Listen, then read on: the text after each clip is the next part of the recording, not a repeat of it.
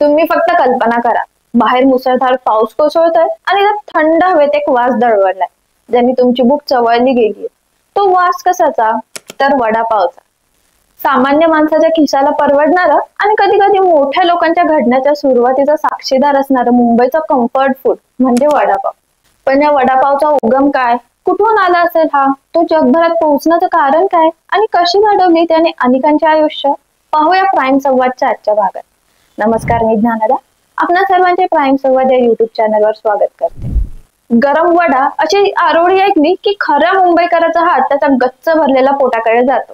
मग तो सोनेरी वडा, त्यावर मऊ लुसलुशीत असलेली पावाची चादर आणि बाजूला लाल चटणीचा सडा, सोबतच हिरवी गच्च मिरची.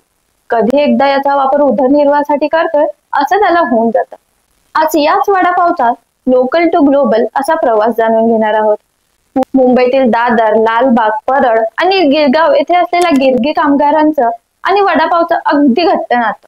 खिशात पैसे कमी आणि पोटातली भूक भागवायची आस, तेव्हा त्यांच्या पोटातली भूक भागवण्याचं वडापावचं मोठं योगदान. तर वडापावच्या शोधाचे श्रेय जातं ते मुंबईकर अशोक वैद्य यांना.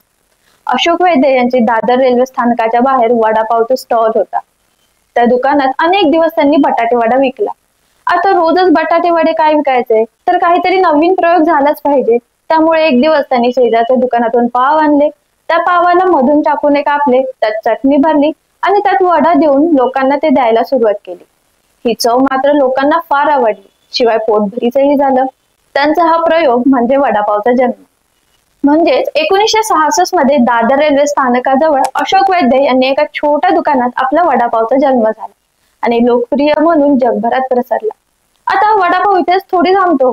वडापाव आणि मराठी माणूस म्हणजे समीकरण. मुंबई ही मराठी लोकांचीच. बाळासाहेब ठाकरेंचा हा नारा आणि शिवसेनेची स्थापना याच दरम्यानची. शिवसेना प्रमुख बाळासाहेब ठाकरे सुद्धा अशोक वैद्य यांच्याकडून वडापाव घेत होते आणि खात होते. या दोघांमध्ये चांगली मैत्री होती. बाळासाहेब ठाकरे यांनी मुंबई महानगरपालिकेच्या अधिकाऱ्यांना वैद्य यांना त्रास न देण्याचे बजावले होते. मुंबईतील अनेक गिरणा 1970 आणि 1980 या दरम्यान झालेल्या संपामुळे बंद पडल्या. त्यामुळे रोजगार नसलेल्या लोकांनी वडापावचे स्टॉल सुरू केले होते. या युवकांना शिवसेनेकडून प्रोत्साहन आणि पाठिंबा मिळत होता. तसेच शिवसेना कार्यकर्त्यांना शिवसेनेच्या सभांमध्ये वडापाव खाण्याचे दिले जात होते. मुंबईतील शिवसेनेने दक्षिण भारतीयांविरुद्ध भूमिका घेतली. त्यामुळे मुंबईमधील दादर, माटुंगा भागातील उडपी हॉटेलमधील दाक्षिणात्य पदार्थांवर बहिष्कार सुरू झाले. दक्षिण भारतीय खाद्यपदार्थांऐवजी शिवसेने वडापावचे प्रमोशन केले. उडप्यांचे खाद्यपदार्थ खाण्याऐवजी मराठवाडा वडापाव खा अशी घोषणा करत वडापावचे राजकीय ब्रँडिंग करण्याला शिवसेनेचा मोठा वाटा. शिवसेनेचा शिववडा हा त्यामुळे जन्माला आला. अनेक शिवसैनिकांनी त्यावेळी वडापावची दुकाने टाकली होती. आता या वडापावचा जन्म झाला तो मुंबईमध्ये, पण हा जागतिक स्तरावर पोहोचला कसा, चला पाहू. सध्या मुंबईत आणि संपूर्ण जगात मॅकडॉनल्ड्सची चेन पसरली आहे. 1990 मध्ये American fast food chain company मॅकडॉनल्ड्सची कंपनी भारतात आली. तिने देशात अनेक ठिकाणी स्टोअर्स उघडले.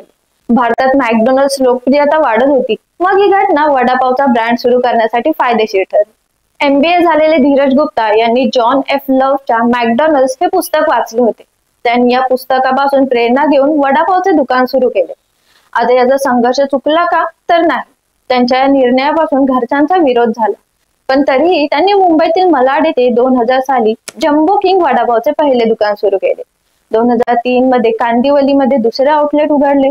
मग पुढे 2005 मध्ये आणखी 5 आउटलेट त्यांनी उघडले. 2006 मध्ये त्यांनी राज्याबाहेर विस्तार केला. गुजरात मधील सुरत मध्ये आउटलेट सुरू केले. परंतु पॅटीचे वाहतूक करणे व्यवहार्य नसल्यामुळे त्यांनी गुणवत्तेची तडजोड न करता येत नसल्यामुळे लवकरच हे आउटलेट बंद केले.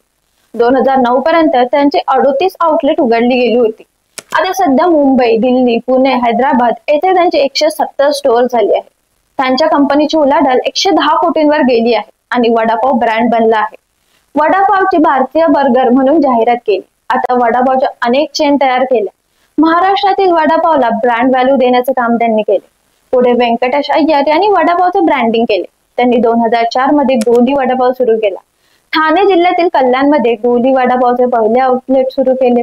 त्यात paneer vada pav, Schezwan, mix veg, पालक मक्का असे अनेक प्रकार खवय्यांना मिळतात. देशात त्यांनी 350 आउटलेट उघडले आहेत. आता या प्रकारांसहच एक नवीन ब्रँड येतो, तो म्हणजे ट्रॅफिक वडापाव. आता हा कसा काय, तर याची कथा एका वडापाव फॅनची. ठाण्यातील एक तरुण गौरव लोंढे एकदा अडकला ट्रॅफिक मध्ये। ही घटना हल्लीच 2019 ची। आता लागली त्याला जाम भूक। आता करावं काय? कुठे उतरण्याची सोय न काही। मग त्याला कल्पना सुचली की आपली जशी अवस्था ट्रॅफिक मध्ये अडकल्यामुळे झालीये तशीच सर्वांची होत असेल। झालं, आली लहर आणि केला कहर। पठ्ठ्याने खासगी कंपनीतील मॅनेजरची नोकरी सोडली आणि वडापावचे दुकान टाकले। वाहतुकीतील आणि सिग्नल मध्ये अडकलेल्या लोकांना ते वडापाव देतात। त्यांचे ठाण्यातील 3 हात नाक्यावर दुकान आहे। सुरुवातीला त्यांच्याकडे 5 डिलिव्हरी बॉय होते, आता सध्या त्यांची संख्या वाढली। वडापावच्या या संकल्पनेतून ते महिन्याला 2 लाख रुपये कमावतात। आता हे वडापाव नावाचे दैवी खाद्य फक्त सामान्य लोकांसाठीच का? तर नाही।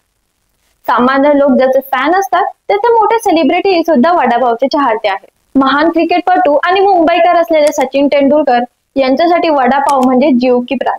एका मुलाखतीत सचिन तेंडुलकर यांनी वडापाव आपला वीक पॉइंट असल्याचे म्हटले होते। शिवाजी पार्क मैदानावर खेळून आल्यावर सचिन तेंडुलकर वडापाववर ताव मारत होते। सचिन आणि त्यांचा बालमित्र हे वडापाव खाण्याची स्पर्धा करायचे। सचिन प्रमाणे मुंबईकर रोहित शर्मा याला देखील वडापाव चांगलाच भावतो। आता हे झालं खेळाडूंचं, पण राजकीय नेते बाळासाहेब ठाकरे यांनी वडापावला फेमस केलं। खवय्यागिरीसाठी प्रसिद्ध असलेले भाजपाचे वरिष्ठ नेते आणि केंद्रीय वाहतूक मंत्री, महामार्ग मंत्री नितीन गडकरी यांचे वडापाववर विशेष प्रेम। 2015 मध्ये दिग्दर्शक सिद्धार्थ यांनी 5 मिनिटाचा वडापाव इंक नावाचा लघुपट बनवला। त्यात त्यांनी वडापावची गोष्ट सांगितली। आता जर तुम्हाला सांगितलं की वडापाव हा विषय घेऊन त्यावर कोणीतरी पीएचडी केलीये, तुम्हाला धक्काच बसेल। आणि पीएचडी भारतात नाही तर चक्क अमेरिकेत केली गेली। अमेरिकेतील ब्राउन विद्यापीठात वडापाववर पीएचडीचा प्रबंध सादर करण्यात आला। ॲलिस सोलोमन या विद्यार्थ्याच्या या प्रबंधाला मान्यता देऊन त्याला पीएचडीची पदवी मिळाली। अमेरिकेनंतर लंडन मध्येही वडापाव प्रसिद्ध झाला। मुंबईकर असलेले ठाण्याचे सुजय सोहनी आणि वडाळ्याचे सुबोध जोशी यांनी वडापावला लंडन मध्ये नेले। या दोघांनी लंडन मध्ये श्रीकृष्ण वडापाव नावाचे हॉटेल उघडले। मग इंग्रजांनीही या खाद्यपदार्थाची भुरळ पडली। आता सोहोनी आणि जोशी यांनी या उद्योगातून वर्षाचा उलाढाल 40 कोटी पर्यंत नेऊन ठेवलाय। वडापावला जागतिक ओळख मिळाल्यामुळे प्रसिद्ध फूड अँड ट्रॅव्हल कंपनीनी या वडापावला त्यांच्या यादीत स्थान दिले आहे। 2024च्या या यादीत टॉप 50 बेस्ट सँडविच मध्ये वडापाव आहे। या यादीत 19वा क्रमांक वडापावला मिळाला आहे। वडापाव हे एक लोकप्रिय आणि सर्वांना परवडणारा नाश्ता आहे। मुंबईत अनेक जण वडापावला खाऊन आपला दिवस घालवतात।